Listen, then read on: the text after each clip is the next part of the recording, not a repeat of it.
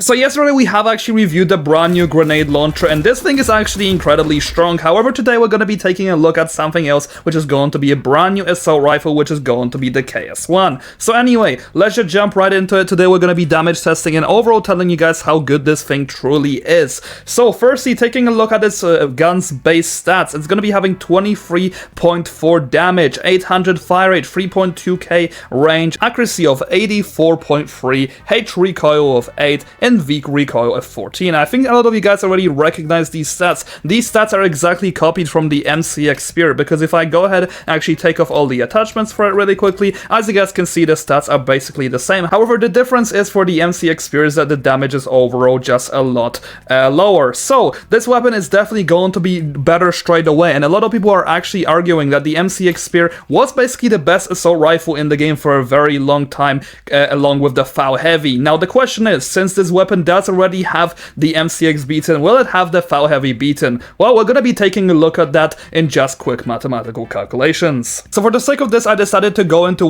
Tycoon Wiki, which basically ranks all the weapons based on their damage per minute. So in terms of automatic rifles, the FAL Heavy is currently dominating at 19.5k damage per minute, where the AS-VAL is closely behind, and the L119 and the MCX Spear are also closely behind. So all of these weapons are basically even. The FAL Heavy does have a pretty high advantage over them. Let's go ahead and calculate the damage per minute for this weapon. So the formula to find out the damage per minute is simply going to be the damage times the fire rate. So for the sake of this, I'm just going to be writing all of this down right here, and the damage per minute for this weapon is going to be 18k and 720. And this basically puts this weapon as the second best weapon in the game in terms of overall damage per minute. However, the reason and argument that people have made for the MCX Spear actually being better than the FAL Heavy itself was because it did have a lot better stats. So let's go ahead and compare them for the KS-1 and the FAL. And the stats that people like to always talk about that the FAL Heavy is not doing the best at is of course going to be its recoil and fire rate. So let me quickly take off all of the attachments for the sake of this,